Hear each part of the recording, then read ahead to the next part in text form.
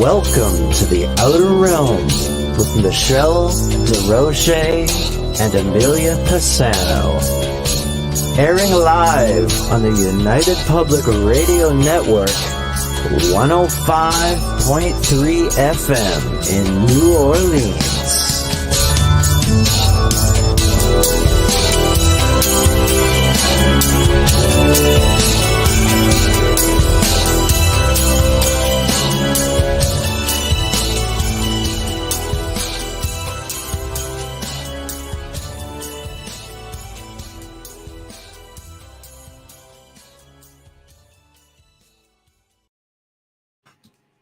Good evening, everyone. Welcome to the Thursday night segment of The Outer Realm.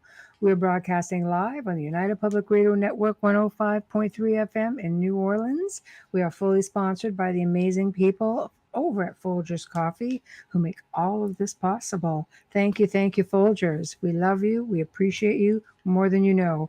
Also, big thank you and much appreciation to our other sponsor, being Justin Snicker, aka the Sonic Surgeon, Dr. Snick, who is an award-winning composer of Halloween horror and sci-fi dark wave electronic music, perfect for spooky month. I was trying to say spooky month, kept trying to get ahead of me. Anyway, can be found that anywhere that good music can be found. And I'm going to have to try to see if we can get a couple of clips of some little spooky stuff. It might be a lot of fun.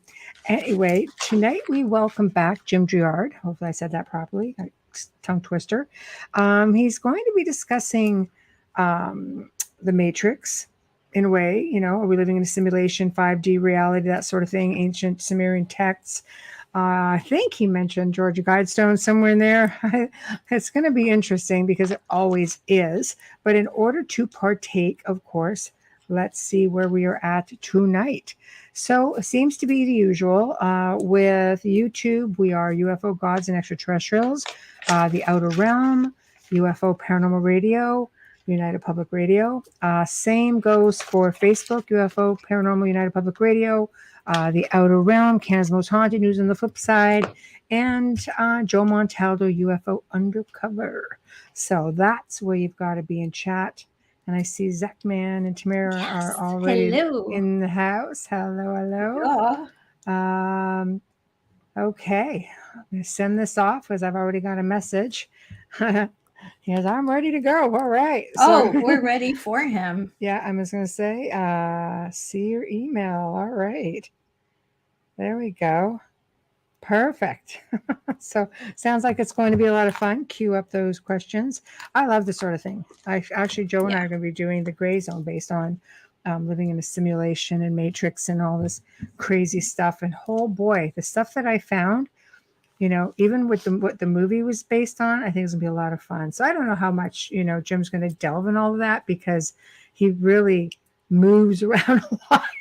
He does. He's so well. Yeah, he does. I haven't seen those films in forever. I don't know if I don't even remember them. But my daughter's like, you watched them last year. I don't remember what I ate for breakfast. So give me a break. I know, but apparently there was a fourth one that came out in last December. Why did I not know this? I watched the last one. And that's why I went from the beginning because I've never been able to sit through one of those films. Oh, I think they were fantastic. They're definitely knowing what I know now, not just from research, but listening to some of the guests that we've had on who've talked about it. I realized just how ahead of their time they were, and you look at it and there's so many things in there. You're kind of like, oh, this is kind of cool. Oh, speak of the devil. Here he is. Hi. Hello. How are you? How are you, darling? Good, thanks. Good. Did you guys get any rain over there right now? Yeah, a little bit. Yeah, it's pouring here. Lots. You guys are in Canada? Yes. It's very warm. And right now it's pretty wet. But yeah, Southern Ontario has been 100 degrees, 90 at the lowest. But the mornings, we definitely know we're in August because it's freezing. Yeah. In the morning. It's like October. At 8 o'clock. But it's definitely that time of year where you've got a jacket in the morning and then you're stripping down by noon and then bundled back up by 4. It is that time of year. We don't really get a good August in Canada, not where we live, anyways. It cools down. Yeah, I prefer the cold weather. Oh, do you? absolutely. I love the fall. For me, I love the fall, but I do like the summer.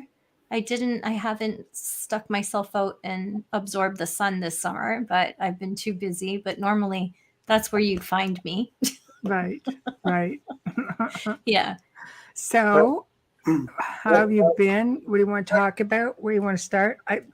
We kind of left off with a lot of different things, and we've kind of chatted over email a bit. So I've put up some of the things that we've talked about doing. I guess we're going to have to see where, we've got the simulation 5D reality matrix, Sumerian Texts, Anunnaki in there, I think, and the Georgia Guidestones, I think, was touched on, but that's going to be a whole other thing now from the last time that we touched on that, because they no longer exist. Yeah. Well, spin a wheel. Okay. Buy me a letter.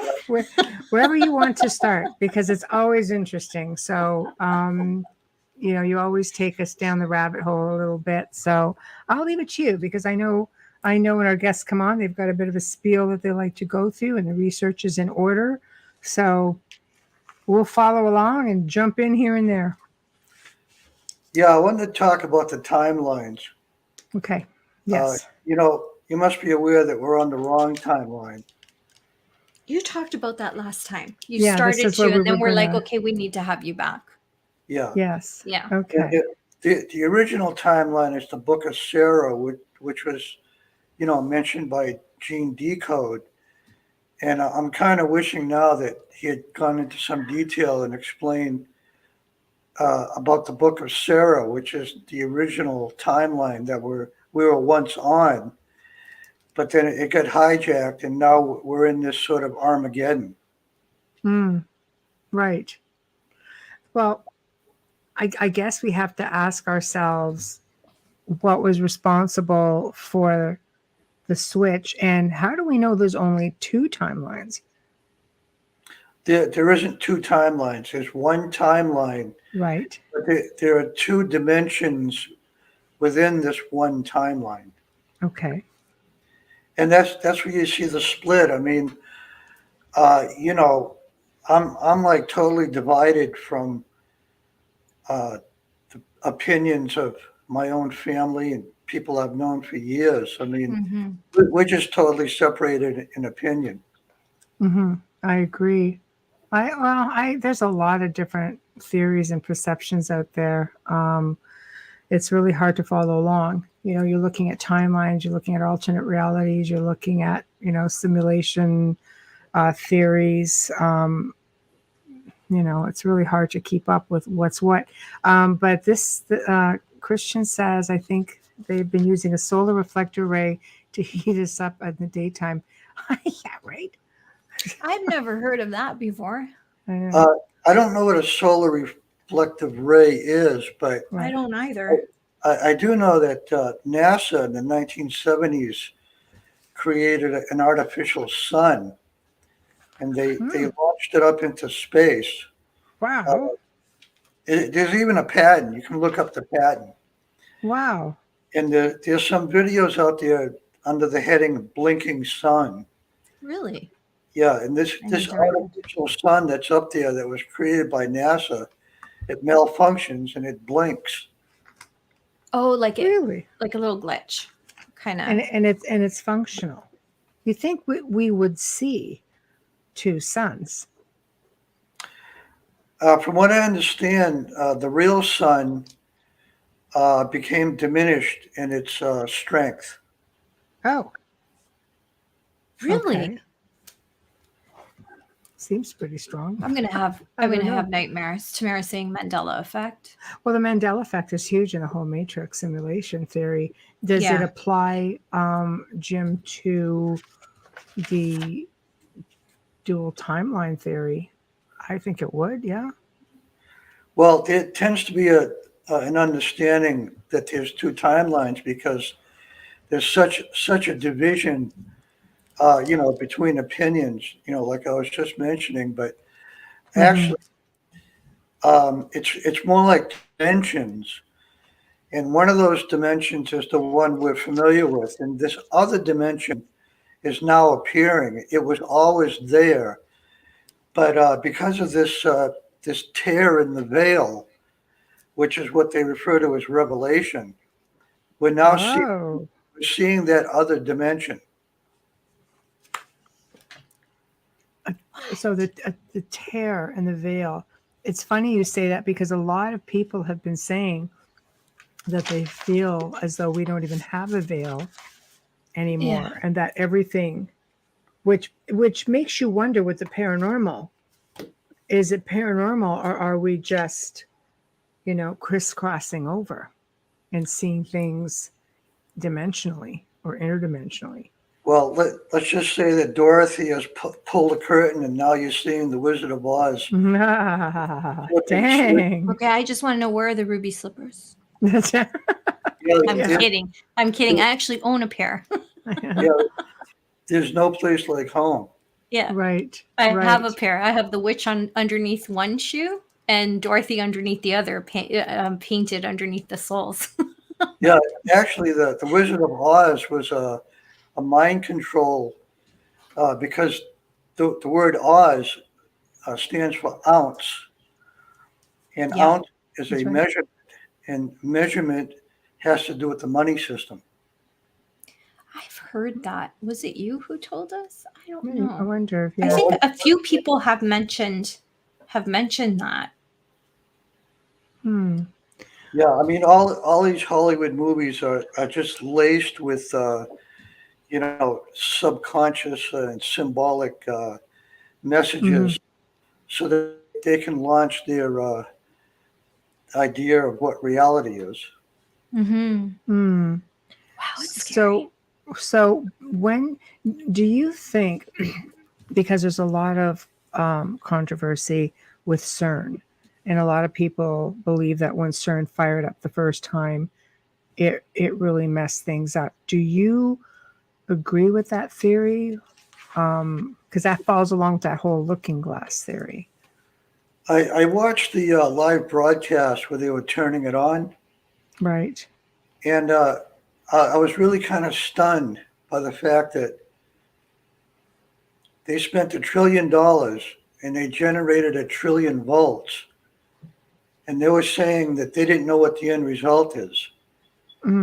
Great. They know exactly what the end result is. Yeah. Well, they're not talking. Who would spend that much money and generate that much voltage because they don't know what's at the end of the experiment? Right. Who would do that? So what do you think their end game is that they're not saying? It has no substance, because what's doing really is artificial and synthetic. It goes against nature, and nature does not support all of this sort of mass technological attempts to bring demonic entity, international realms, and all this stuff. They're all just crazy. Right. Well, there's a lot of that going on right now with things. I think people are just experimenting with things that maybe they're playing God, I guess is what I'm trying to say. They're just doing things that they shouldn't be trifling with. That's one of them, in my opinion. They're playing God because they think they are God. Right. So let's go back a little bit then. Let's go back to the ancient Sumerian texts and the Anunnaki. Basically, you're saying when you go back to the ancient Sumerian texts, which go back, 450,000 years ago, and they're talking about, kings. They have a whole list of kings. They have these tablets. Like these do exist. But I guess you're debating the theory of the fact that we may have been put and created here, or shall we say hybridized maybe, to be a slave race to the Anunnaki kings. You're disagreeing. No, I think you're right. Oh, okay, good. Okay. Yeah, the human had all 12 strands, active. And then somebody stepped in and knocked off 10 of them, bringing us down to stupid. We're operating on two. You're not wrong. Yeah, we're operating on two, which is like just enough to go to a job and believe that, you should spend the rest of your life working some job and paying taxes. And then you wind up dying, not knowing why you were here in the first place. Mm-hmm. That was the plan, reduce them down to slave mentality. They're just, intelligent enough to do what we tell them, but not enough to figure out who's doing it and why they do it. So, go ahead, Maria. I can't hear you. You're muted. Charades. I'm muted because the alarm. I didn't want it to go off. I thought we were going to play some charades there. I wasn't sure when John opened the front door if the alarm was on or not, so I muted just in case, so I didn't freak everybody out. I've noticed. I watch social media, different types of social media video clips for fun, and I won't mention who it is because I mention them too often. But I've noticed that our education system is failing our kids. Totally. Is that part of it? Oh, yeah, totally. I mean, what did you learn in school? I learned a lot in school, but I'm looking at these kids being asked these questions like how many numbers on a clock, and one kid said 9. I don't know, because they have digital. They don't have clocks. We learned Roman numerals in school. They don't even know what Roman numerals are. That's true. A lot of them couldn't name the current sitting president. Like, this is happening in New York, so I don't know what's happening in Canada because I haven't seen the video clips. This is the only thing I can compare it to. And I'm in shock. They asked one young man, what language do they speak in Idaho? He said, I don't know, Idahoan? And I'm like, yeah. It's scary. I'm not laughing. It scares me. It is frightening when you think scares about me. This is the future. When one young lady was asked, who is the current president? She said Barack Obama. Maybe she's not wrong. He's just in the background. That's a huge possibility. Maybe she knows something we don't. You got a good point there. And it's frightening to watch. I watch these videos and I post them. I share them on my reels on Facebook, and it's not because it's funny. It scares the crap out of me that they don't know the simplest of things. These are important things. Knowing who your sitting president is, your sitting prime minister, the world leaders of other countries are important. They couldn't tell him what countries bordered United States. One said Canada, and I'm like, yes. And then she said Florida, and I'm like, yeah, they're in a coma. It's terrible because as a parent, I'd be, my daughter's 25 now, so it's different. But, when I'm looking at these teenagers, it scares the crap out of me because I'm wondering, what are they teaching in school? What is going on? You think they would give us back some of our DNA strands? It's been a long time. Especially for that. I think we're paying for it. So no cursive. Like, we could take out a generation driving stick and writing cursive. We could just blow out an entire generation. The level of ignorance has just kind of gone over the line. Yeah. Well, there we go. Zachman, he was a teacher. Sad state that our education system is in. Hence why I left almost 10 years ago. Wow. Yeah, it's interesting. It's interesting how it fits into, I want to say the dumbing down of everything. Well, it's got staying power.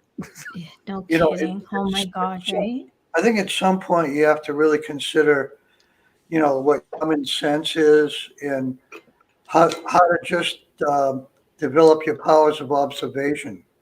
But they're not doing that because they're sending text messages all day long. Mm-hmm. They really are numb. The technology. They're walking into telephone poles. Right. I've seen it. Right. I've seen adults do that. It's not just kids. I've seen people my age, completely oblivious to everything. Yeah, a lot of people, they don't realize this, but like in the summer weather, you turn your phone on, which generates heat, and then your body generates heat, and you go outside where it's hot out, your phone could explode on you. Yeah, you're not supposed to have a phone on a beach when you're in the Caribbean. Yeah. That I do know. Yeah, I mean, it's just common sense. Mm-hmm. So, question going back to the DNA strands and things of that nature, do you think, I mean, we're supposed to evolve as a race. Obviously, when you think about it, 450,000 years ago, we would have been sitting pretty much with, I would say, Cro-Magnon in and around that era, these type of individuals. I mean, we did evolve at some point. Did some evolve because there's this whole theory about this Rh negative blood type that up to 30,000 years ago did not exist. You only had brown-eyed, dark-haired people. You didn't have blue eyes, green eyes, hazel eyes. You didn't have all these different colored hair and complexions. And how does that fit in, do you think? That's a good question, because at some point there was Cro-Magnon, Neanderthal, which were like what they call primates, I think. Mm-hmm. But one of the things that people don't realize about the Neanderthal is that they were very intelligent and very strong, and they were very advanced. They had culture, they had communication. We just think of them as being a bunch of dumb apes. No. Yeah. But at some point, they were injected with this 12-strand DNA, which is what they call the original Adam Cadman, which is the name of the original human. Mm-hmm. And with all 12 strands activated, your immune system is perfect. Right. You don't get any diseases. You can drink poison; it has no effect. There's been thousands of children recently that have been born with all 12 strands, and they're telepathic. They can walk through walls. I was going to ask about that. Yeah. There's a child in China who has the ability to turn off all the computers in the world with his mind. Okay, so I imagine who created this child? Yeah, they're all under lock and key, I'm thinking. Well, I wanted to get into this a little bit about that. Okay. You take it wherever you want it to go. We'll follow along. Yeah, in the late 1930s, the Nazis, which had sort of a limited technology in terms of blood, had enough technology to realize that if they did a blood test on the man and the woman, and if they were a perfect match genetically, then they got married. Okay? Right. So the children that they had were bigger, stronger, more intelligent, and faster. Okay. And a lot of them had blonde hair and blue eyes as well. So where did that come from? The idea here is that certain people, couples that match up genetically have stronger children because their genetics match up. So like, the love and romance thing probably wasn't there that much. Mm-hmm. Probably came later. You're living with somebody, you tend to like them a lot more, but or have trouble knowing how to live without them. Mm-hmm. Not necessarily tend to like them. like arranged marriages. Yes. I mean, everybody back then, like, right. In Germany, everybody belonged to the military, so right. They all did it for the fatherland. So these couples got married, and they were right. It actually worked. Their offspring was much stronger and faster and more intelligent and everything. But what they didn't realize is that nature itself has its own spontaneous selection. Hmm. So in other words, 1 out of 1 million or 1 out of 10 million couples will get married and have a child, and that child will have all 12 strands activated. Do you think is that nature, or could that potentially be extraterrestrial intervention? No, it's just natural It's just selection. natural. Hmm. Yeah. Okay.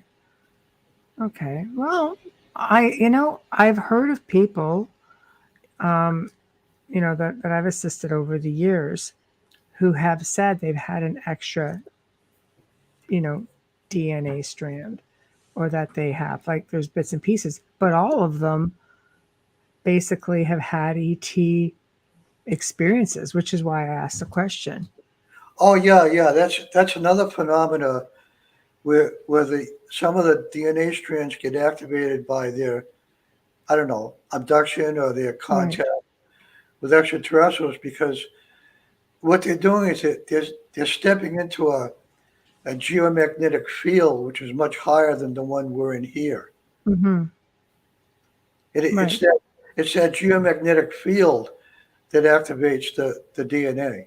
Right. So the DNA strands are all there. It's just a matter of being born with them all being activated, or Yeah, having something in your life, an experience that can fire one or two or all up, basically. yeah. They call it junk. They call it junk DNA, but Right. nature doesn't create junk. No, no, you're not wrong with that. That's Wow, interesting. it is. So people who don't get sick, or people who heal quick, things like that, um, chances are would have enhanced DNA, at the Yeah, very least. yeah. Right. I had my DNA activated some 20 years ago by Claire Loft. Mm-hmm. What she did was she lined us all up in a straight line, and then she walked up behind me with a crystal wand, and she pointed the crystal wand at the base of my skull, and she chanted some mantras from Atlantis. Mm-hmm. So I don't know if it turned on one strand or two or three or whatever, but You uh, noticed a difference with it? in a subtle way, in the long run, I did. Right. But Right. it wasn't like fireworks or anything like that. But yeah, it's Right. Right. No. subtle. Right. Can you see any of this, Amelia, for Yeah, real? I can see Revelardus is boy. I spot on is what I'm thinking. That's what I thought. Spot Yeah. on, as it's your vibrational status in the magnetic field. Right. Yeah, There I you know go. some people who never get sick that are as smart as an ice cube. I find it hard to believe that they'd be advanced DNA in any form, to be Yeah, honest. I don't get sick, like, Yeah, hardly but you're ever. smart. Yeah, I but know still, people who are I not. don't think of it as being anything exceptional. It's just I being think, smart with, how you care for yourself. I don't know, but I don't get sick. Yeah, some yeah, people. Rare. I get sick all the time. If you get really good genes from your parents, I do. Yeah. that's one thing. The other thing is just being intelligent about getting enough rest and sleep and exercise and eating good and things like that. Mm-hmm. Right. Um, okay. So where do we go from here? So we're getting into the DNA strands, and I mean, evolution. You would think, like Amelia was talking about education, we're supposed to be evolving. We're supposed to be, like, we've been dumbed down. Like, can't we breed ourselves out of being dumbed down? Like, it's Well, just, I think what they ought to do is restructure the education system sure. to be in harmonic resonance with the mind of the children. Right. The Oh my Waldorf school does gosh, that. it's You so know, bad right now. teach them what they need to know next instead of, you Right. know, a bunch, a big line of facts that they have to memorize. I mean, but Mm-hmm. most of these kids don't even know about the ride of Paul Revere and who George Right. Washington was. I mean, it's all. No, they don't. That was another one who was the first president of the United States, and they had no clue. So Getting back to the Sumerian texts, you say basically you brought in the Georgia Guidestones somewhere in this. And of course, they're gone now, but people thought these were like really evil things and talked about maintaining, a population of 500 million people. But there were some really good things in there also, like leaving room for nature and trying, basically getting along. I think people get freaked out when they hear one world government, but all of our governments and religions and nobody can get along. So is that necessarily a bad thing? Yeah, I'm being devil's advocate here, pardon the pun, but isn't that necessarily like a sort of evolution, except for like maintaining a population where they're talking about, losing, 7 billion people? It's not far off from the UN or anything like that. This idea of the population going down is not their idea originally. It's something that comes from prophecy from India. Right. But what they're doing is they're mimicking. You have to understand that they have access to all the occult knowledge and all the prophecies. Yes. Because, when they burned the library in Alexandria, they took all the good stuff and burned the library with all the stuff that had no substance. That's right. So now they've got all these books. They've had them for thousands of years. They have all the occult knowledge about magic and sorcery and prophecy and alchemy, everything else you could imagine. So, somebody takes this big piece of stone and they put a message on it. I mean, to me, it's no different than a stop sign. Right. You know what I mean? It's just a piece of rock with something written on it. Right. Right. So why do you think so many people put so much emphasis on it? To scare the shit out of you. Okay. kind of like Y2K. They didn't understand the Mayan calendar and they just kept insisting that the world was going to end. Yeah, I mean, I believe that most people have like this running obsession about the end of the world, and they just love the idea of it. Yeah. Well, it's a big hit from some really good movies. Yeah, I'm kind of like being around. So I'm not quite ready to fall under the whole apocalypse wagon just yet. Maybe it has something to do with the same idea like in comedy where you see somebody trip and fall and you laugh because it's somebody else tripping and falling. Right. So maybe they're obsessed about the end of the world because it's kind of like a final conclusion to everything, That's a good point. You'd be just so obsessed with it. I could see that completely. Yeah. If the world doesn't end, then we're in this sort of endless loop of all of this madness and all this insanity, just going on and on and on and on. And for what? Endless rabbit holes. Yeah. So they try to make sense of it and come to terms with it in their own way by believing that. Yeah. Well, the extremists, for sure. Well, if you get into the conversation with an environmentalist, they would tell you, yeah, you are killing the earth and this is going to happen. That's a different way. That's a scientific approach. And then you have the extreme theorists that believe that, the apocalypse is here. Like the horsemen are already in place. Yeah, they do believe that's exactly what we're going through. Yeah. But I guess it depends on the timeline we're in. Right. Have you heard of the looking glass theory at all, Jim? Oh yeah. I told a typical skeptic, he's a friend of mine, about Frank Jacob. And, Frank's been on the show. Been a bit controversial. We're still editing that last one. He's awesome though. Yeah, YouTube gets a little funny. But yes. Probably doesn't have much of a filter and he just puts it out there. I know. Well, again, it's okay. We don't care, but I mean, YouTube doesn't feel the same way. Unfortunately, yeah. But I kind of wish I didn't have a filter sometimes because. No, I'm glad you do because we've been able to have you on more than once. You keep the show without editing it. Yeah, without editing it or without it getting pulled. Yeah. Yes. So what's your thoughts on that theory? It's not a theory that the looking glass is real. Right. The whole chronovisor thing is really amazing to me because it is.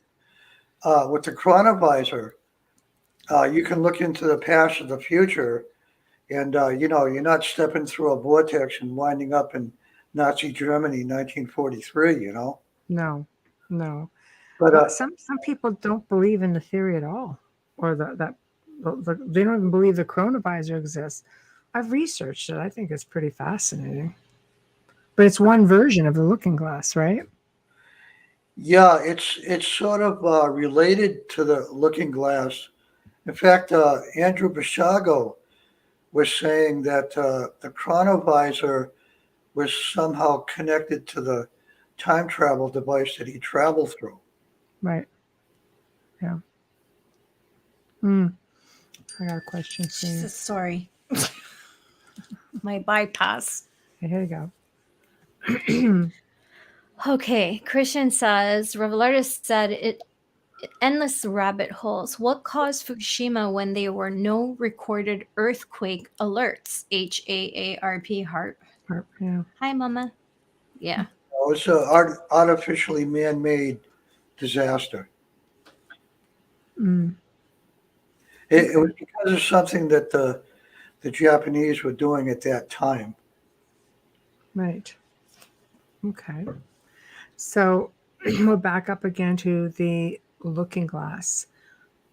Obviously, we have Guardians of the Looking Glass, and they are pumping out all kinds of information, and they keep getting pulled down. And they're talking about a lot of, like, there's a big CME they're talking about, but they're saying like 2030, 2031. There are those who think it will be sooner. Have you ever heard of Ishmael Perez?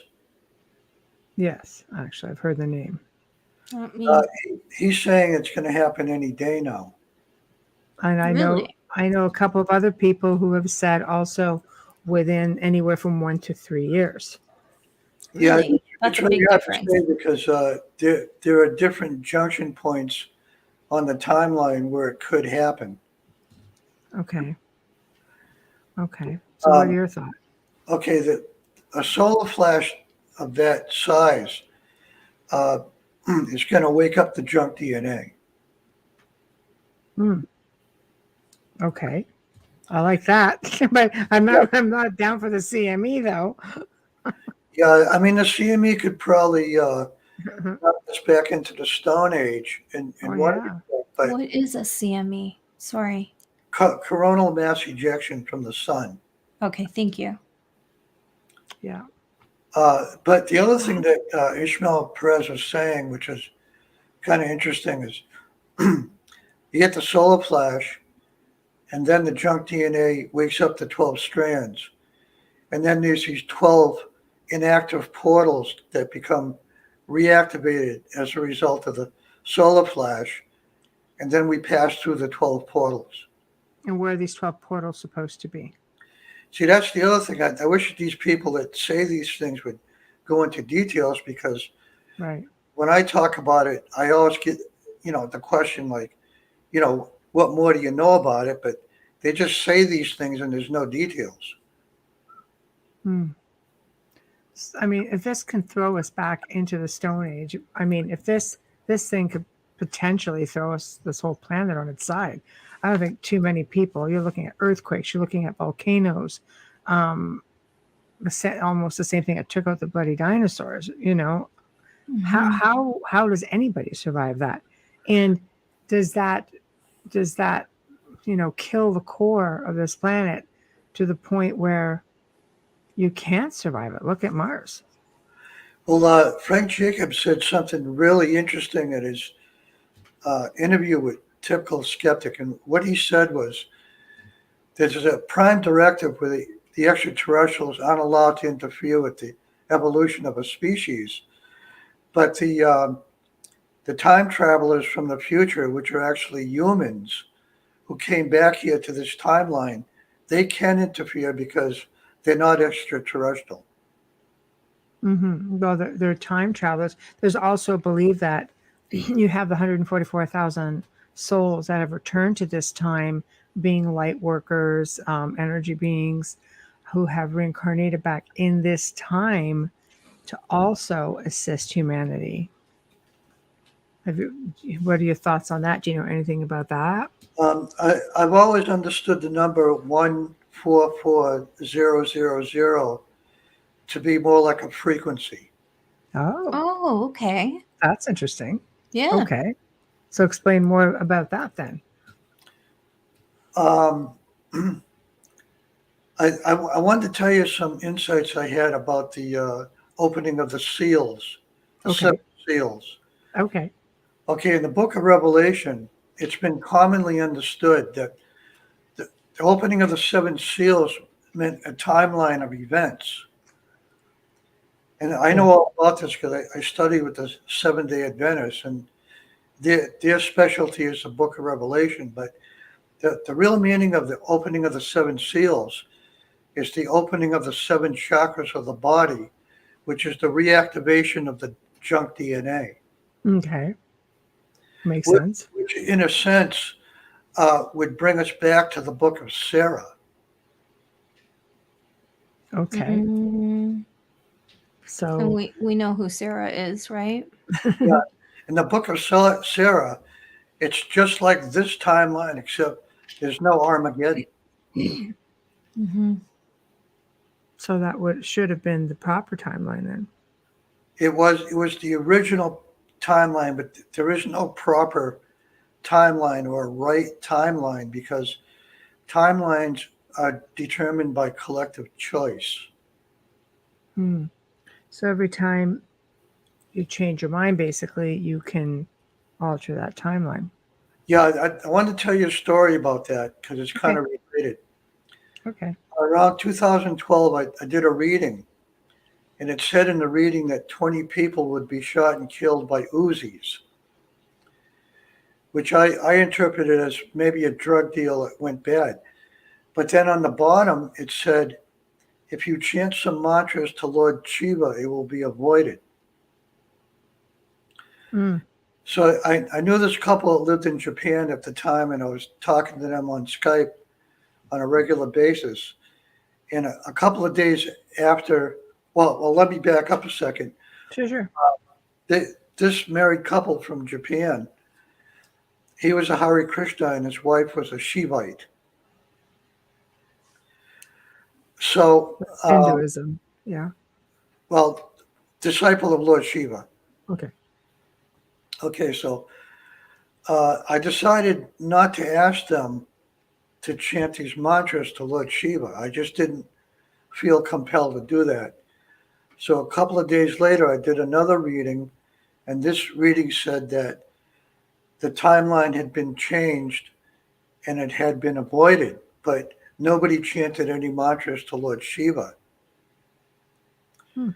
So about 5 minutes later, I got a call from them on Skype, and the first thing they said to me was, we just got done chanting mantras to Lord Shiva. That's interesting. Okay, so if you know about these events ahead of time, the timeline can be completely changed. Right, which is essentially what the looking glass is.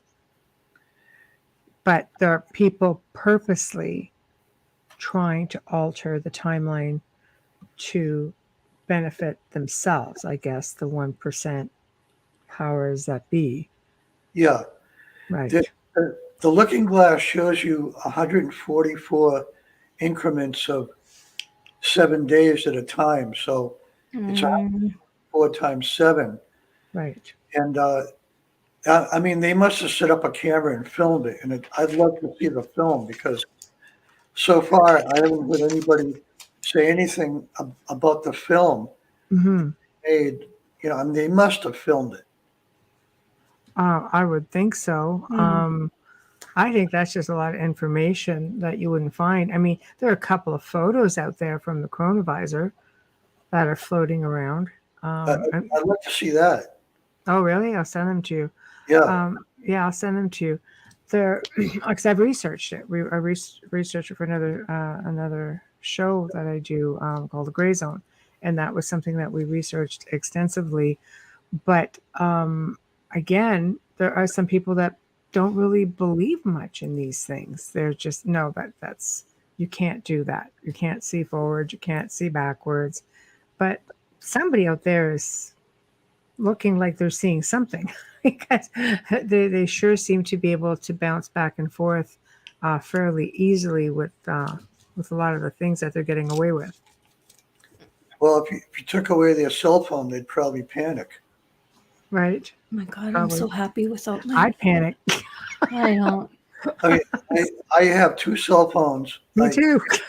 Turned off all day long. Oh, I can't say that. Yeah. You know what? I still have not a landline, but a cell phone for my house. So anyone, and I've mentioned this before, anyone who's close enough to me that needs me has that phone number. So I turn the cell phone off because I don't know if it's the empath in me, my frequency. I don't know what it is. It just doesn't sit well. And if I turn it off, I sleep better. Yeah. You should turn all that off, right down to your Wi-Fi. Yeah, your intuition will never steer you wrong. Right. So, okay, so we are in this predicament. And if everything they're saying is correct, we've got this CME wave coming. We don't know if it's any day now. We don't know. I don't know why they're stuck in a decade away. There's a lot of people who think this is something that we need to prepare for now because there's a lot that's going to start happening. But, I mean, can we not shift timelines and not worry about it at all? Boy, these people, they probably watch Jerry Springer every day. I'm laughing because we have an inside joke with Jerry Springer. Maybe not every day, but maybe once a week. Who doesn't love drama? Right. I don't know. They tend to believe the junk television, right? Too much, so I think. I think they're the same ones who probably made the owners of the Rags, the Globe and Mail, and the Inquirer very, very rich. I think it's the same kind of audience, sadly.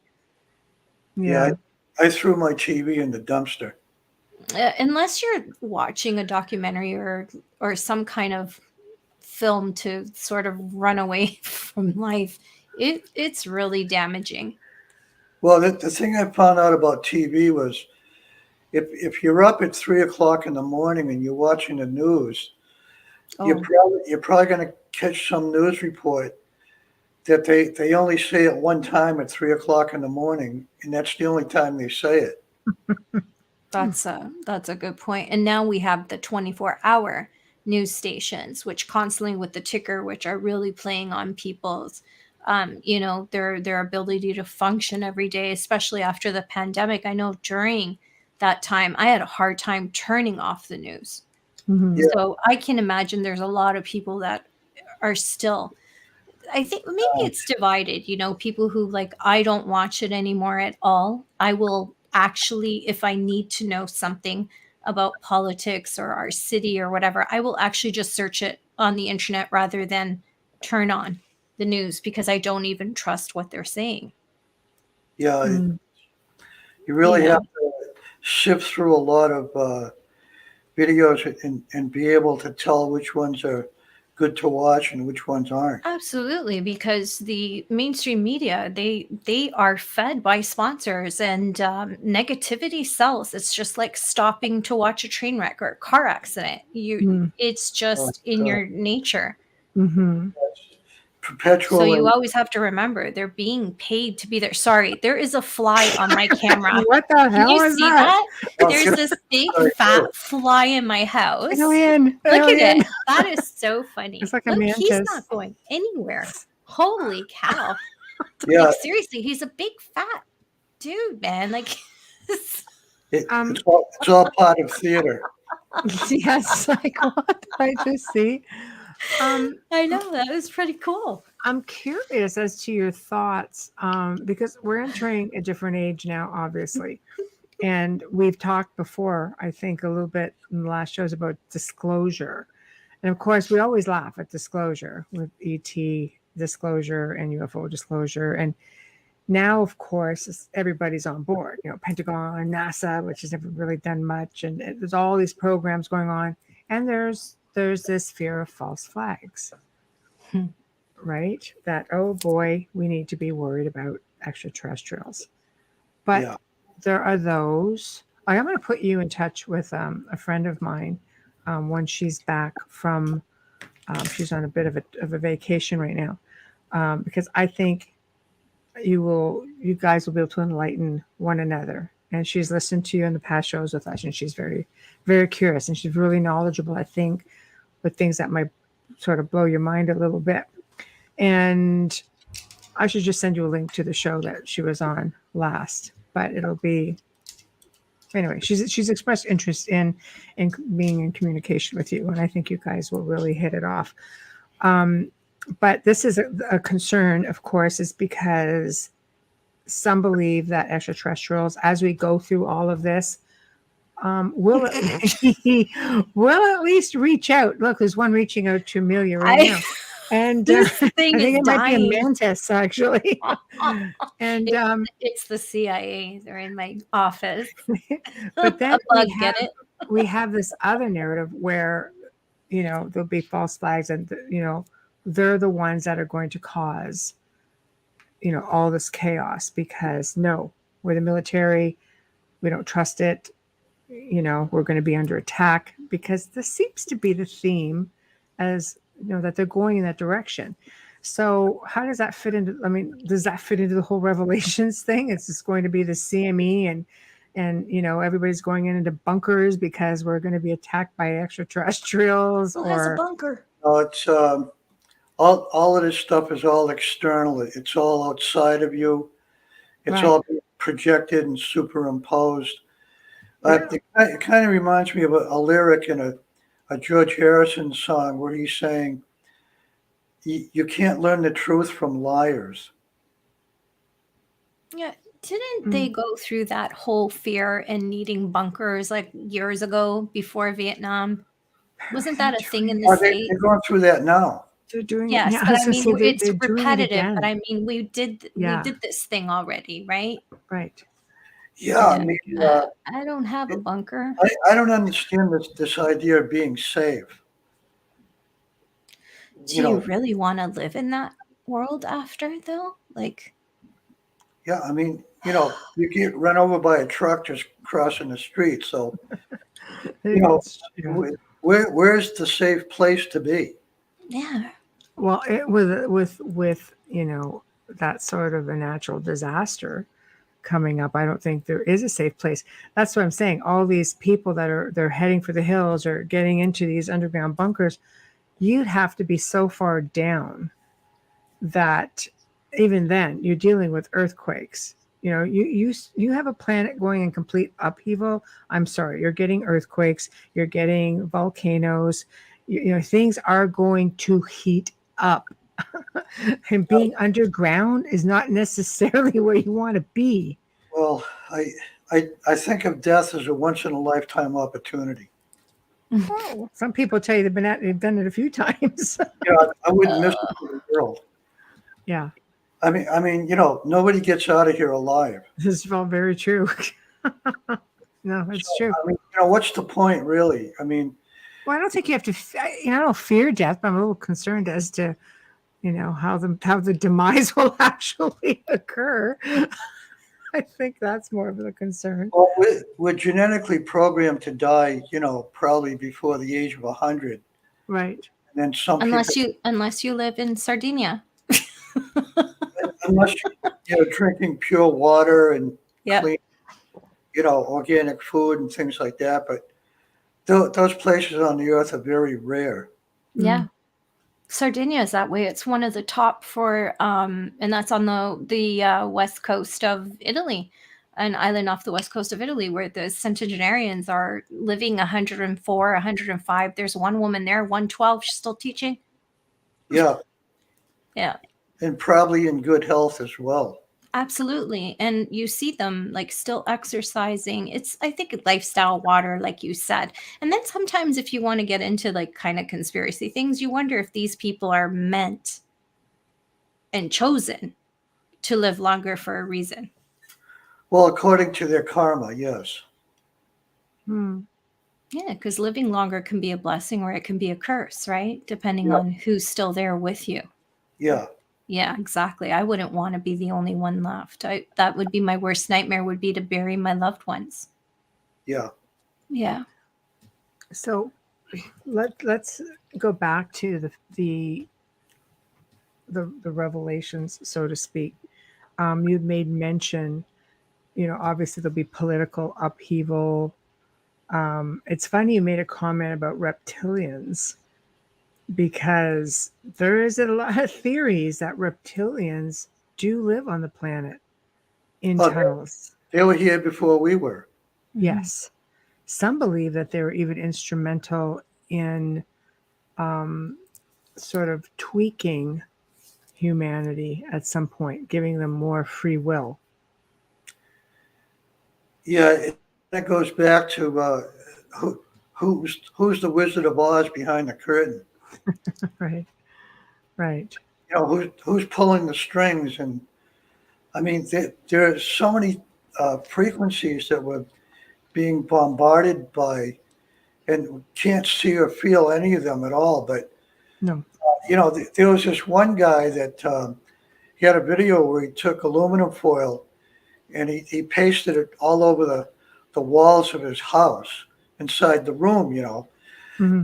And he went into the other room where he didn't do that, and the gas meter was going off like crazy in the red. And then he walked into the room with the aluminum foil and it went down to 0. Oh, wow. So What? frequencies, do you think that I'm going to go in with the 5G thing? Do you find that since those things have gone up, I find that since those things have gone up, that I hear different frequencies now. That it seems to be constant. Did I tell you about the 2 generations of 5G antennas? I don't know that you did. If you might have touched on it the first show. No. Okay. Because I know we've chatted about that a little bit. So yeah, we're supposed to do it today. The first wave of 5G antennas is extremely dangerous because it affects the blood system, but it also has a built-in electronic detection system to be able to tell who's human and who's alien. Really? That's interesting. That is really interesting. Now, how does it do that? Because I want to know who's the aliens. Well, what I was thinking was, with all this microchip technology where they can put, 100 million transistors into a 2-inch diameter, CPU. Why can't they just create an app that you can get on your phone that tells you who's human and who's alien? Right. Because I would imagine that aliens, from what we know, are telepathic and they don't speak the way we do. Why would they need a cell phone? Well, to communicate with each other. I'm saying if they were communicating on a cell phone, it would be to communicate with a human, not with a fellow, alien, right? I even hate using that word, but you know what I mean. They look exactly like us in every way. Yes. Yes. In fact, some of them are actually holograms. Yes. Yeah, exactly. For sure. Yeah. Dolores Cannon, in her book Convoluted Universe, chapter 18, she talks about this holographic sort of humans that are walking around. But she's also saying that if people focus their attention on these holograms, they become solidified. That's different. And did she say why? Like how that's even possible?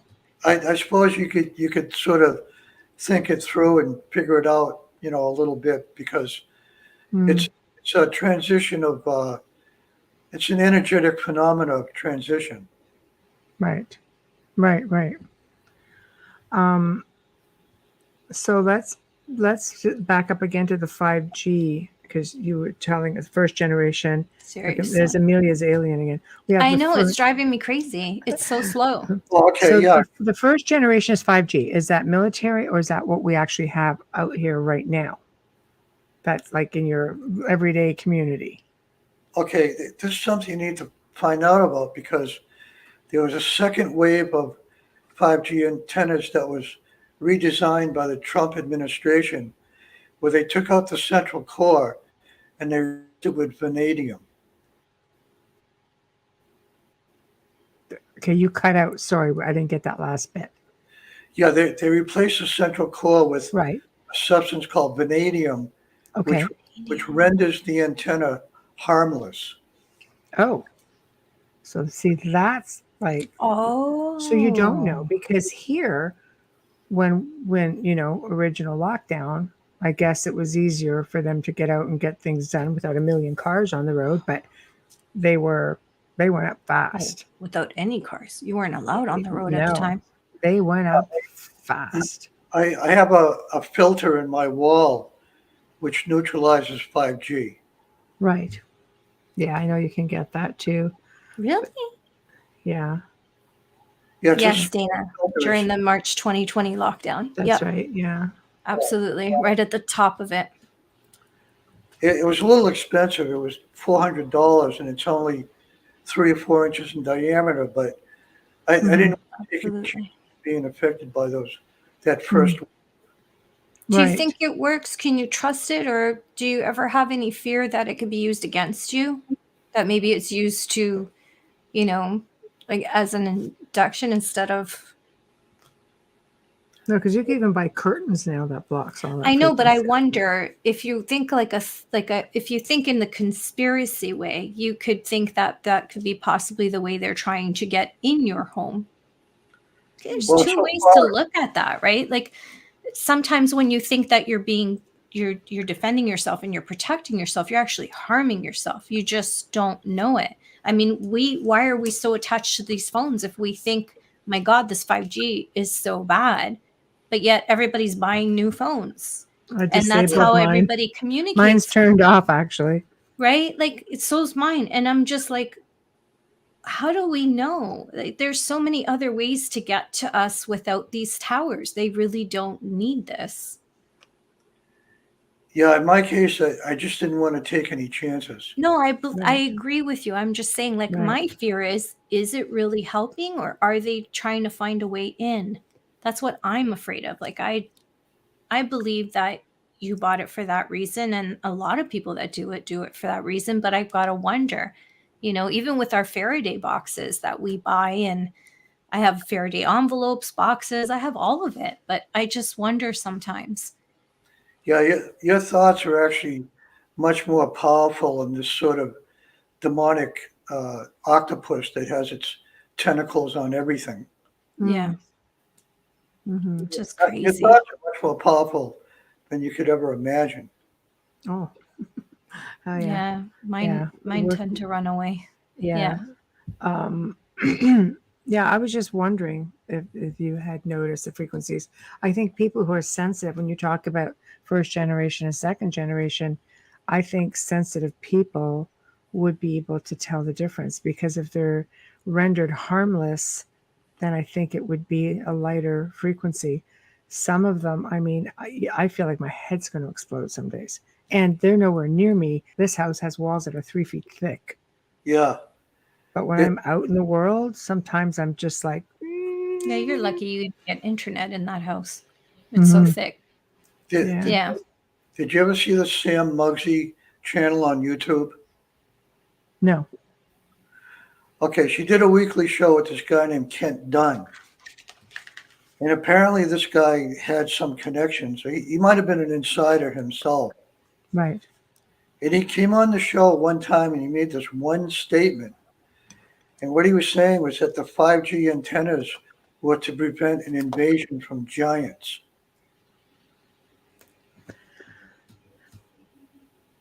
I can't even. I don't know. I don't know how I feel about that. I mean, mind you, there are photos out there. You may have seen them where they're believed to be Anunnaki kings. There's one female and two males. I believe they were found in some cave, I don't know if it was Spain or Malta or something crazy like that. And somebody got in there and photographed them. They are remarkable. They seem to be in some sort of status, like they're asleep. They have been for thousands of years. They look fresh, and they're not dead. And apparently, according to Corey Good, if you listen to Corey Good, he has seen others all over this planet. Well, yeah. Carl's asking, what is it again? I want to get into that, but I want to tell you the rest of the story about. Yes, absolutely. Yeah. Okay, when he made that statement, there was a backlash of hundreds of emails from people criticizing what he was saying because, back then there was protests all over the world against 5G antennas because they're just so goddamn dangerous, Yeah. So on the next week when he showed up again, here's the thing. He didn't backtrack on his statement about the giants. Okay. Okay, so what he was doing was he didn't come on and say it's not true or anything like that. But he didn't retract his statement, which means that either it was true or he believed it. Right. Never talked about it ever again. I wonder if he was silenced.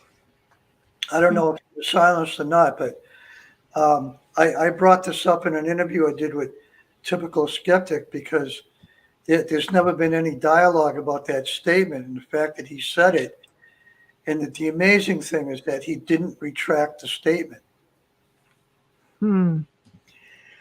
Have you seen pictures of these giants, these kings? Have you ever seen pictures of them? I saw a photo just today of a Anunnaki king that was preserved. Okay, they're alive. Yeah, it's not preserved. They are alive. They're just asleep. They're just in complete status. Oh yeah, there's several pictures of them out there. Yeah, it is crazy. So if they do exist all over the place, because a lot of people, you just, for every grain of conspiracy, let's face it, conspiracy theory is a CIA invented word, right? Words. Like, if there's got to be a grain of something, tangible behind it, because there's a reason they're just trying to make it look crazy. Yeah. Right? Because if that's the case, a lot of people say, oh, the Anunnakis are, the Anunnakis coming back. The Anunnaki kings are coming back. And people are just like, well, first off, why would you want them to if we were the slave race to them?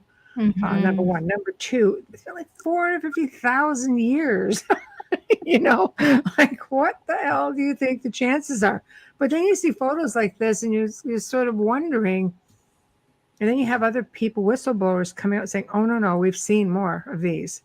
You guys, these are pictures of 3. And really, the photos are of 2, but there are 3 in that location. He goes, oh, no, they're in bunkers and caves all over the place. What size are these bunkers, though? Well, they're not necessarily bunkers, but I mean, they're in status, right? So they're in chambers, like they're just asleep. Yeah, I'm using my fan to get rid of the fly. Yeah, there was some talk about these giants that were waking up from Antarctica. They were in a deep freeze hibernation for 30,000 years. And some ancient technology was keeping them alive for that length of time. Right. And at first, they were saying that there were dozens or maybe hundreds or even thousands. But then in the end, they were saying that there was millions of them. Oh, see? But I mean, how could these towers really fight against? I mean, let's face it. They're a big target. They would be. Yeah. The American Indians, they had a problem with giants and they killed them all because the giants are so big that they're easy to hit. right? But 5G, I mean, you would need one hell of a frequency.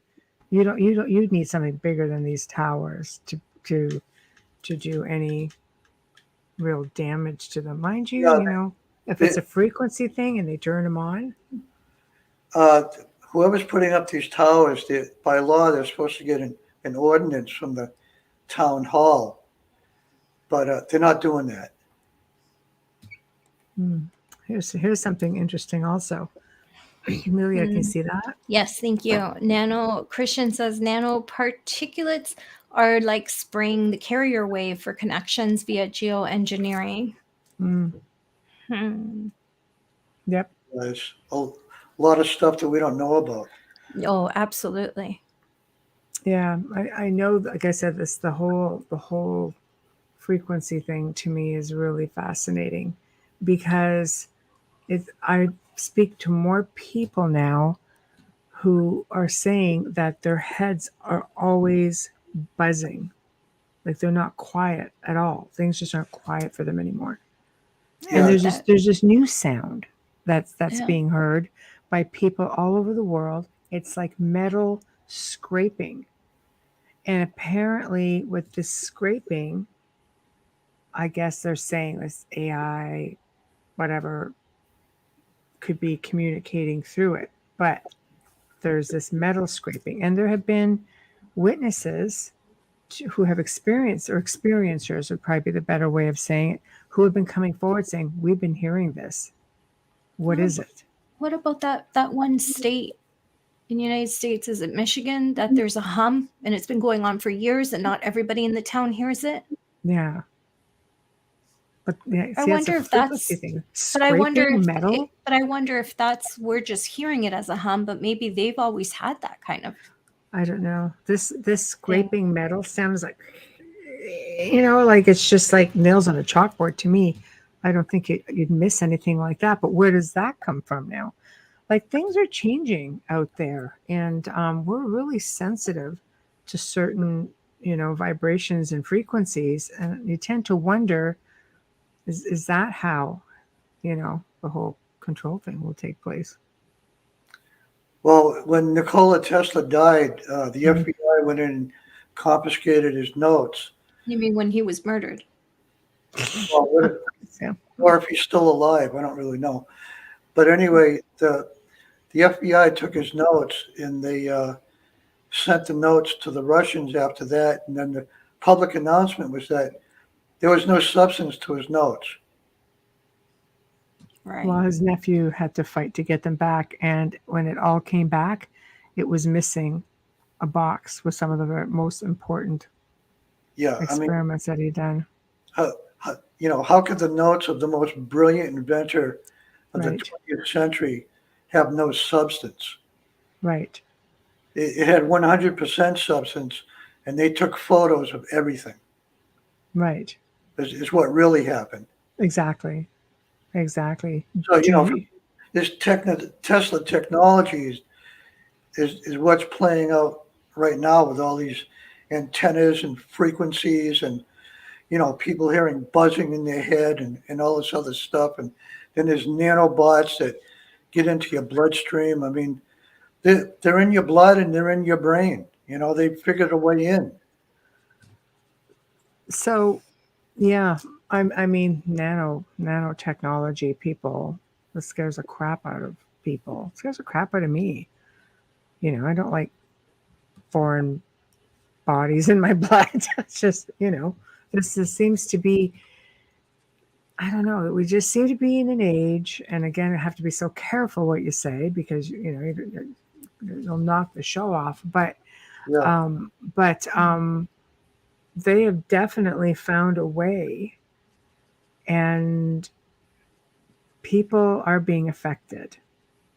And when you've got this frequency thing going on, is that part of what's like, are they all working together is probably the best way I can do it without sticking it to us. Well, the tin foil inside the hat isn't such a bad idea. I know, that's what I was going to say.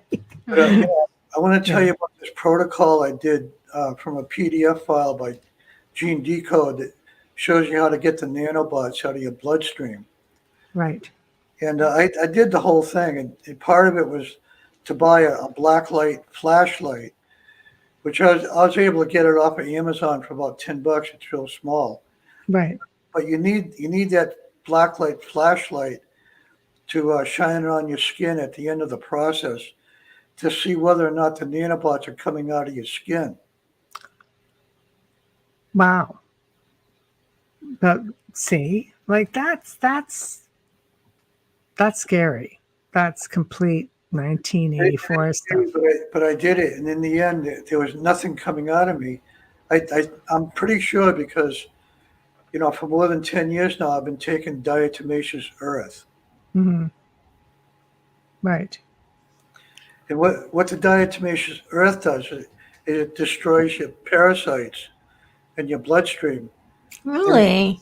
Yeah, there's two types, one for animals, and then the other one is food grade, so if anybody listening wants to get the diatomaceous earth, they have to make sure it says food grade.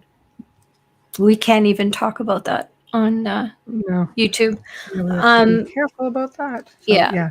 Christian says apparently Trump's father was one that was amongst those collecting Tesla's records. I did read that he was one of the many that were actually in that room. But they believed it was his grandfather. They believed had time traveling. Yes. Capabilities. So who knows? The family is definitely a curiosity. Here's a question. It's got Jim. quite a lineage. Dina D, hello, darling, says, I have a question, if I may ask. How thin is the spiritual veil with spirit, Bigfoot, and technology 5G? How connected is it? We were talking about that earlier. It feels like it's not. Yeah, the problem with that is all these different sciences tend to isolate, all these different types of phenomena and don't connect them. But one thing I want to say about this question that she's asking is there's a guy named Sunbow Truebrother, and Sunbow is spelled Sunbow,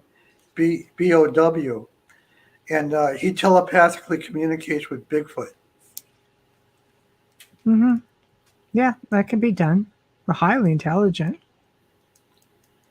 Yeah, the insight that this guy's putting out is really amazing. Mm-hmm. You just need to ask permission to communicate with them, is how it was put to me by someone who does, and he's been doing it a long time. And with that being said, we're going to we have to do a station and sponsor ID. Yes, we do. It's at that time.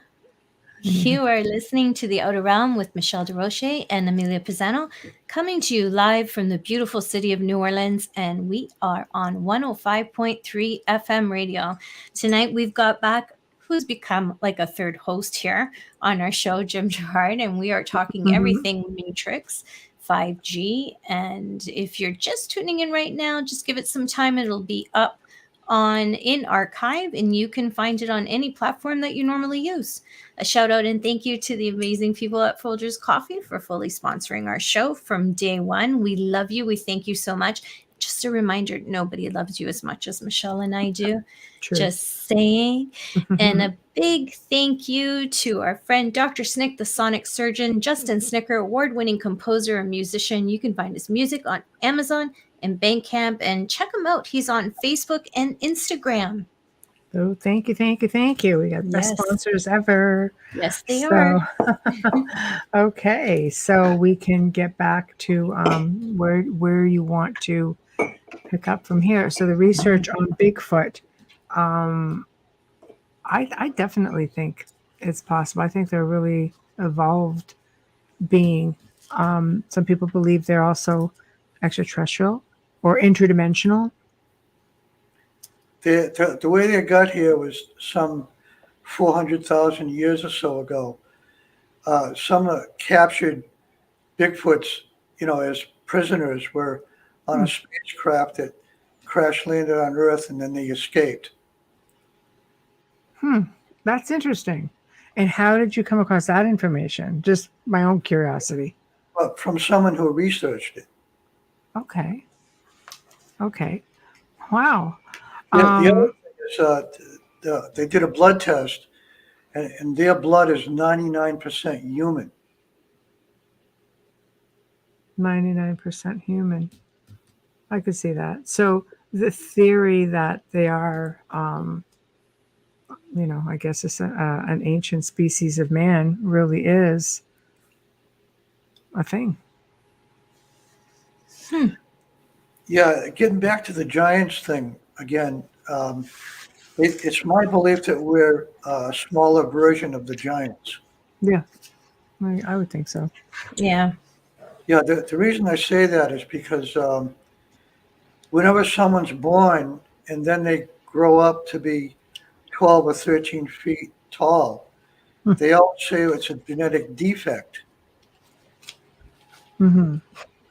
But it may not be a defect at all. It could be that we were descended from giants, and by natural selection, we became smaller because the smaller you are, the better your survival. Mm-hmm. That's true, because you're a giant walking target. Mm-hmm.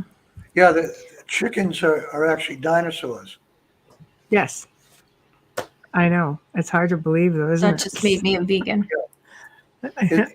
And the original dinosaurs had feathers. Mm-hmm. We could change the food industry with that statement. Oh my gosh. They were like bird serpents with feathers. Right. Yeah. Well, the raptor is was A it the basketball team. ostrich? Was it the ostrich or the emu that came from the raptor? Did you know that there's an island that has real dinosaurs on it? I've heard of that, but I just thought that was Jurassic Park, like the movie Is that out kind in of thing. Costa Rica or the Philippines? Is it? There's an island with real dinosaurs on it. I don't doubt that they exist because people are getting photographs of freaking dinosaurs. The raptors have been But we seen. have to be able They've to. had the pterodactyl has been seen. Yeah. Pterodactyl, I wouldn't be surprised. I mean, it's just a large bird. The thunderbird could be something that they're misinterpreting as well. That to me isn't shocking. You don't hear about this island with the dinosaurs probably because whoever went there to check it out didn't come back because some velociraptor had them for lunch. No kidding. And you have to think the world is so vast. We don't really know what occupies it. It would be ignorant to say that. It's just wrong in so many ways. Like, we don't know. We don't know what's in our oceans. I mean, I saw a video of a man who had in his hands, and it was a real crazy looking thing. Like, it had like 8 heads, little tiny heads, and kind of looked like an octopus, but there was like 8 heads on the top, and he was just touching it to show you that this is real. I just pulled this out of the damn ocean. I don't know what this is.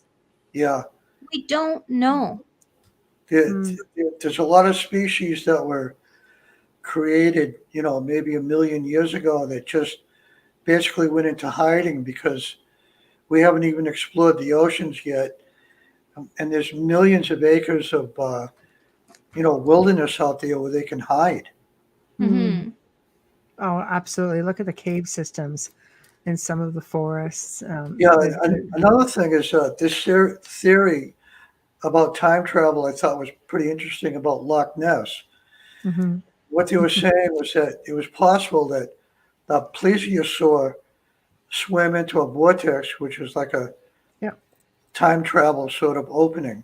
Yes. And wound up in the Scottish Lake. And then people started seeing it and even photographing it, but then it went back to its original time. That's actually a theory that I do believe in portals all over the world. The ancients used to build, a lot of their temples over top of, vortices or vortexes and portals, and that they become power spots. Even the church went on to build over top of those temples. Like, they're aware of where a lot of these stargates are, etc. But, throughout the people I've met over the last, couple of decades, and especially because I have an elderly friend who does a lot of interplanetary stuff, and Amelia and I, have assisted over the last few years. Fascinating stuff, but he, among many, have said, no, you'll find dragons over here, you'll find fairies over here. You go through certain mountain ranges, and they come through freaking portals. Yeah, right. And they right back in. So we're just like, how is it up to us to say it's not a thing? We're a miracle in itself. This planet just in space doing this thing with other planets. We are ourselves. This is one big freaking miracle happening right here. How are we to say we're the only species here? There's no way. But when they're in the interdimensional realms, they're subjected to different types of physics.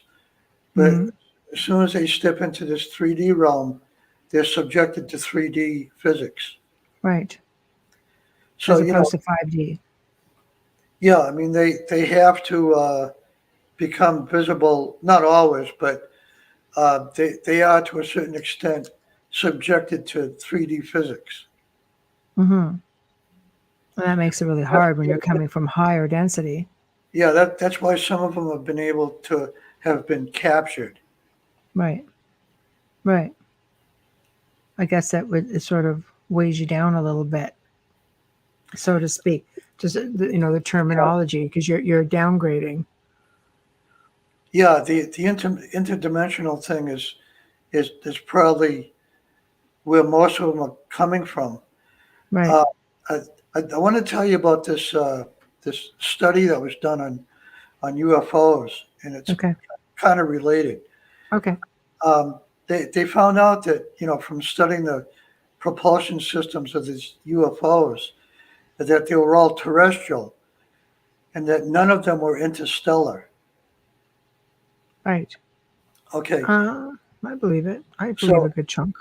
If they're not interstellar, that means they didn't travel here from other planets. And the other thing is that if they can only fly within Earth's atmosphere, that must mean they were manufactured on Earth. It's a good theory. I mean, some of them within the oceans, If they fly within Earth's atmosphere, then they must be built on Earth. And who built them? What if they're coming through portals? Because that's a big belief as well. They could be coming through portals. Yeah, coming through portals. And we know that, military and governments have reverse engineered. Some people believe the Greys are, versions of us, but from the future. We know that, we're not the first kick of the can with respects to civilizations on this planet, without a doubt, but, this is a question pertaining that I find interesting because I've researched this also. Oh, why are there so many doorways carved into rock faces worldwide? That's a really good question. If you look at, right? Yeah. Okay, I'll let you take it. Jerry Willis, I think is the guy's name, who one of these carvers. But he had to go to a Peruvian shaman to get like a 3-tone mantra. That he had to vibrate these 3 tones to activate the opening of the door. And then he went into this other interdimensional realm. And he was approached by a being there. And the being kind of explained to him that they sort of put us here as an experiment and that they were observing that. I've heard that. But then he had to figure out how to come back through the doorway and come back to, his wife was waiting for him on the other side. And there was some time displacement as well. Like, she said it was only 15 minutes, but he said that he was in there for several hours. Wow. So, so a bit of a time slip also.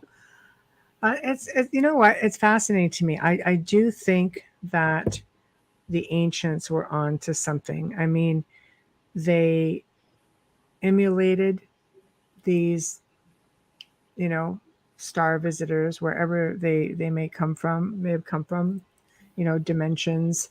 They coexisted with them. They learned from them. And a lot of, like, when you're talking doorways, if you look at a lot of ancient structures and mountains with temples built onto the mountain or in, you do see just a random doorway by itself. Just like, what is that about? Mm-hmm. There's a lot of them even in Italy. Just on cliff sides and that, you'll find doorways from old cathedrals, and they'll have just this stone wall that they used in protection during wars in ancient times, and then all of a sudden there's just this opening off a side of a cliff. Yeah, I think tin can rocket ships are outdated. Oh, yeah. Just a little bit. I think definitely interdimensional. There are so many stories out there of people who fall into time slips. They walk out their front door, walk around to the backyard, and they're completely someplace else. Yeah. And then they walk back around, and it's like, what just happened? Hours and hours later, I'm going to kill this thing. So question on, this is a big one, because this could fall into timelines or matrix or artificial intelligence.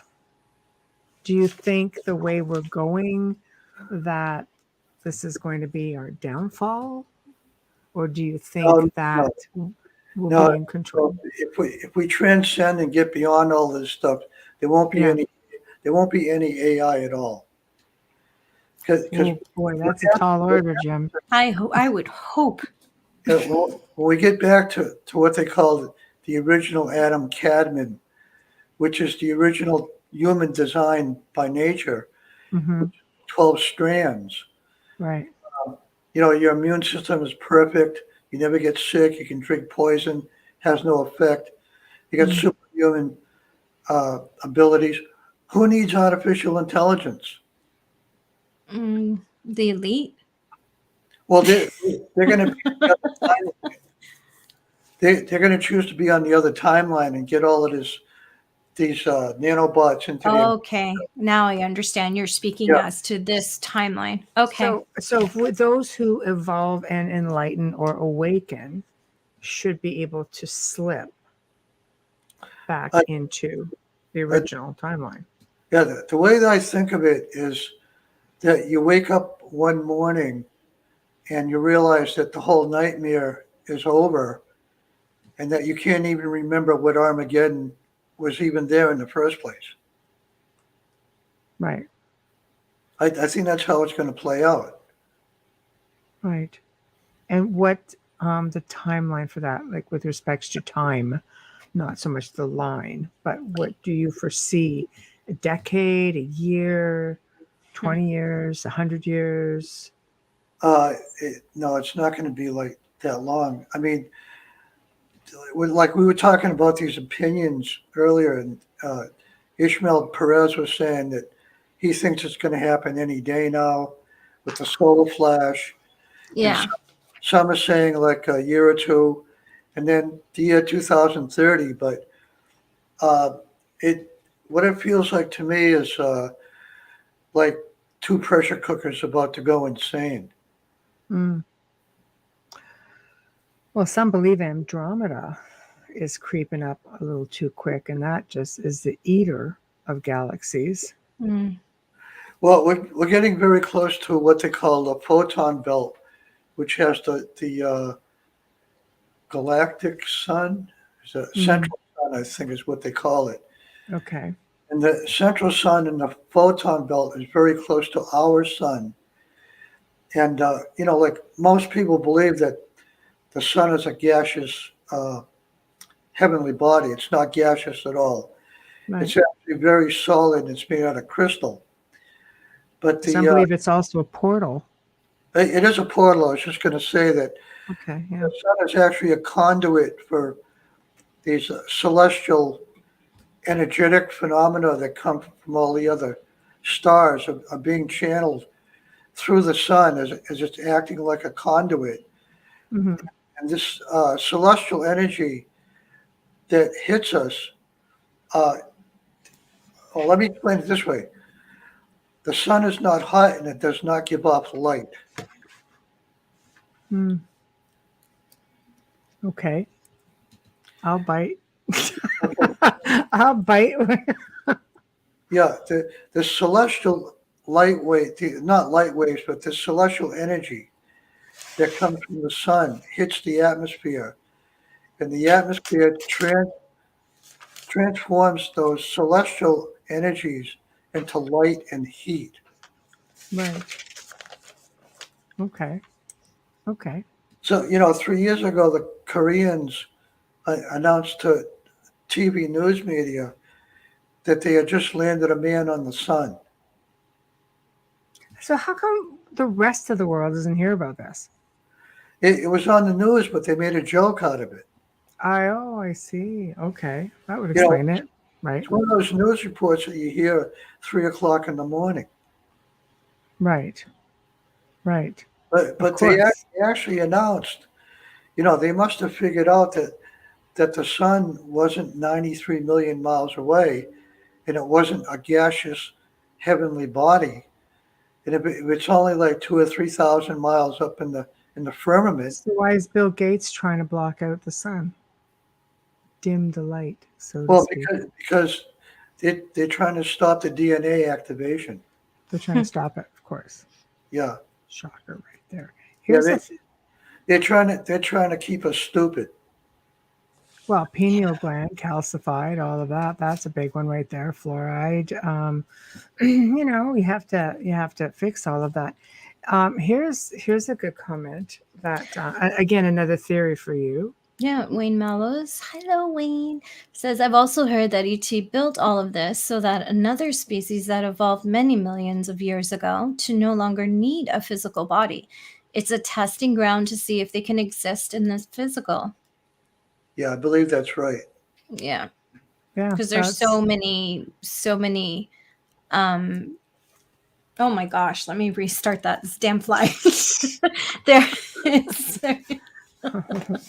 We've heard it's often said that, they can't survive in our climate because of all the pollution and so forth. Just the atmosphere in general. Yeah. I mean, hypothetically, and the light. If the grays are us in the future, for example, they're frail little things now too. Maybe it is a matter. Makes sense though. Well, that's just an example. I'm saying it makes sense that they'd be frail. Yeah. Living on the surface of the planet is extremely dangerous. And other civilizations out there go inside the planet. That's true. They say the same for the moon. Some people believe the same with Mars, even though some people believe Mars is a dead planet. It's got no core. Finished. Gone. I think they're just telling us that. Nobody really knows. Yeah, it's probably not dead on the inside. No. How do they know? They found water droplets. They found signs of life. Yeah. I think they tell us what they want us to know. Yeah, the frequencies that exist in the inner Earth, like you can't just walk down a tunnel like Mammoth Caves. No. And wind up in the inner Earth with their civilizations. You just can't do that. Right. Amelia, your friend is a very so big done distraction. With this. If he wasn't so big and slow. Jeff Goldblum, buzz off. Right. So, big and slow. Okay, here's another question for you. What do you think of the BEKs? Of the Becks? Becks, BK. Black-eyed kids. Do you want to know what I think of them? Yeah. Aliens.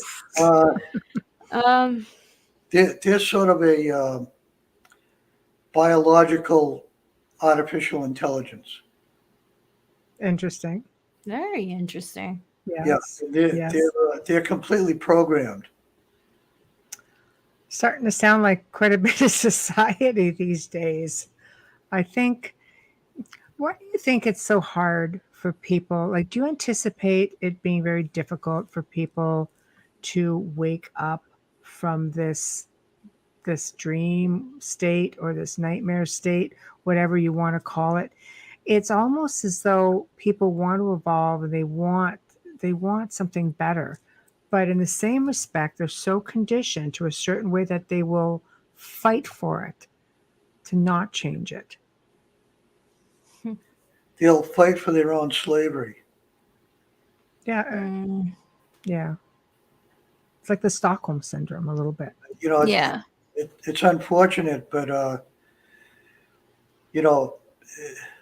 somehow or other, you have to learn how to bypass the thinking mind and sort of transcend into the realms of inner vision. Right. I would agree with that as well. I think people are afraid of change, and I think we're kept so darn busy. Some people working 2 jobs and raising families, and there's a lot of distractions that take place. You don't have the time to sit down and reflect or meditate or think about things like this. You're just trying to get through day-to-day life. Here's another good comment. We're living in the largest sandwich generation ever, where that means that people are caring for their parents and their children at the same time, and it's quite stressful. Especially the baby boomers are really living that one. Wayne says, so essentially we humans have been created, our DNA modified, so that our essence, which is actually another species, learning through our human interactions what it's like to be physical once again. In a nutshell, sounds good. Yeah. Absolutely. The DNA has definitely been modified, but we were not created. The spirit soul is eternal. Mm-hmm. Yes. No, absolutely. So, ET hybrids. Thoughts? They probably live next door. There we go. You'd never be able to tell. Can't tell. Right. That's why they built the 5G antennas. To figure out who the hybrids are. Yeah. Well, so what about RH negative blood? They can't even explain where it comes from. Could those be hybrids? Well, that's a good question. Every now and then I get one. RH negative is related to some extraterrestrial race. So that essentially makes you a hybrid. Well, we're all hybrids. Mm. Humans have 22 different types of DNA from 22 different races of extraterrestrials. Right. I think the number might even be 24.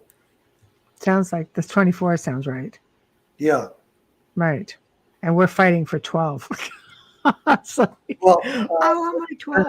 I think that's a different spectrum of right. genes and DNA and strands. Yes. Right. So essentially we're all hybrids, and some are just a little bit more hybridized than others. And then you have those who can give you the illusion of seeing what it is they want you to see. So essentially they could be full on big old reptilian, and you're looking at, your significant other, for example, but meanwhile, they're not. They're just projecting. Yeah, I mean, somehow or other, we're fooled a lot. I think like for me, it all goes back to the reactivating the junk DNA, because once you become fully human again, and then you're sort of accessing these universal energetic currents that like you sort of read about this like in the Bible stories where Jesus did miracles and stuff, but actually what it was with him was he just basically put his false ego aside and allowed those energetic currents to do what they do best. Mm-hmm. Might fully function. Yeah, and the reason we're not doing miracles is because we get this false ego and phantom personality. And I mean, it's suppression. Yeah, you have a first name and a last name and a social security number and a birth certificate, and Yeah. it's all false It's all email. numbers and contracts. Yeah, Well, you're looking at America and the UK, for example, which are actually corporations. They're actually corporations, yeah, not so much countries. They are corporations. yeah, A lot of people don't know that. So, right? That's why you get your birth certificate, then you get your employee number so you can be paid, then you get your death certificate, then you end up with a plot where you're buried or put or whatever. And then you pay the government to That's give right. you that plot. Yeah. Mortgage, which is that lifelong contract that they just never seem to let you pay off. So and taxes. It's a great system. If you live in a house long enough, you've actually paid for it 3 or 4 times. Yeah. yeah. I made out a will not too long ago, and I left instructions for my family to do a cremation, and then take the ashes and buy some Ganges water off of Amazon and place the ashes into the water. Why not? Well, in India, the Hare Krishna devotees, as a tradition, they cremate the body and they pour the ashes into the Ganges River. Yes. Which is against the law here in Canada. I didn't want to burden my family with this idea of having to travel all the way to India with some ashes and go to the Ganges. Unless you leave them the airline tickets. Yeah. I mean, they sell Ganges water on Amazon. So it's bring the water to you, basically. Yeah. Right. I think it's brilliant. Mm-hmm. So, put the ashes in a gallon of water that they bought off of Amazon would save them a trip to India. Maybe they like the trip to India. They might want to go. I don't think so. We want to go to India. I know. They have to smuggle you in. You'd have I was just going to say, you'd have a hell of a time getting those ashes across if your luggage was randomly checked by TSA. Yeah, I think I have a red flag on mine. Mine gets checked at every trip. Yeah. Well, we are already at the end of the show. Gosh, I can't believe how fast it goes. It's just sort of a nice quiet jam session tonight. I love it. Yeah. You're so much fun, Jim. Tell everybody how to find you, what you've got coming up. Promote. Well, they can get in touch with me if you put a link on my Facebook page. And, I do get responses from people after seeing the show and stuff. But I just want to say that I'm only going to respond to people that approach me with the idea of either becoming enlightened or learning divination. Perfect. I don't want them sending me a check in the mail and then telling me all their problems. It just right. kind of makes me feel like they want me to be a psychologist or something. Yeah. I think you want to help people evolve is what it sounds like. You want to help them to reach the awakening state. Yeah, Ed Casey died from it. Right. I like that. Yeah. I like that. Well, I want to thank you for joining us. It's always so much fun to have you on. It's always just a boatload of information, and it's always nice and laid back, which is really, really, we don't, well, I would say we're pretty good at being very round table like, but sometimes you really have to be, quippy just to keep up. But it's great because you explain things in a way where it's just really easy to follow along and participate. Well, I appreciate everything you've done. Oh my gosh. Thank you. I love when you're on. It's just so much fun and you have so much information. I just adore you. There we go. Me too. We'll have to do it again. Well, I guess I'm sort of like a walking dictionary of insanity. I don't think it's insanity. For me, it's sane. There we go. And lastly, here's a comment. Yes, Christian just loves you. He said, he is a man after my own heart. Pure brilliance. Thank you, Rebel Artists. And Zachman also says, great show tonight. Thank you, Jim, for joining us again this evening. Have a good night, everybody, and have a great weekend. Thank you. You too, Zach. You too, Zachman. So thank you for joining us. I'm going to close off, and I will be in touch with you via email. Thank you. Have a good weekend. Thank you, Jim. Thank you. Well, that just went way too quick. Holy smokes. But always fun when he's on. And he's got so much to talk about. We could just do this every few months and, keep going. But anyway, huge thank you to Jim Girouard. Always a pleasure. Big thank you to Folgers Coffee. Big thank you to Dr. Snick, Justin Snicker. If you would like to contact us or be on the show, or someone you'd like to see on the show, please message only via email at theouterrealmcontact@gmail.com, theouterrealmcontact@gmail.com. Whichever platform you happen to be watching the show on or listening, please subscribe or join the group or like it up, whatever it takes. It really is important, and we appreciate your support. So please, again, wherever you are, just be a part of that community.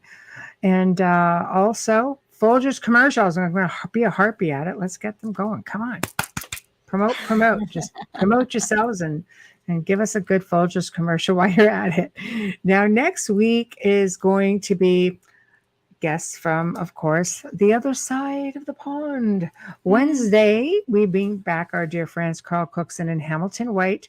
They're going to be popping in to share what they've been up to, and God only knows what else, but it's always an adventure, and we're looking forward to it because they're a whole lot of fun. Thursday night, for the very first time, we're going to be bringing Barry Fitzgerald on, and you guys might know him from Ghost Hunters International. I think he's been on Destination Truth. He's just a really, really knowledgeable person. But he's going to be discussing his new book called The Deception of Gods and Men. And boy, oh boy, I just saw the little wee write-up that we'll post along, we'll put a picture up and such on the group page. And it looks like really interesting. Tomorrow night, tune in again, because we're going to be having the Church of Mavis, which is another one of our network shows coming on. And I believe they're going to be on at 8 p.m. Eastern. And then, of course, we've got the Centralists, which is always knee deep in everything. And a lot of fun, controversial, got everything balled up in one place. So you definitely have to get in the chat room, especially if you want to get into some political stuff that is just very even keel. So check that out at 10 p.m. Eastern. Saturday, I believe, guys. Yes. The Gray Zone Uncensored with myself and Joe Montaldo. And we are actually going to be talking about the Matrix. And are we living in a simulation? And holy crud, I found so much stuff that you guys would be going, what? No way. So anyway, until then, everybody behave, and we'll see you hopefully Saturday, but for sure next week. Take care. Good night.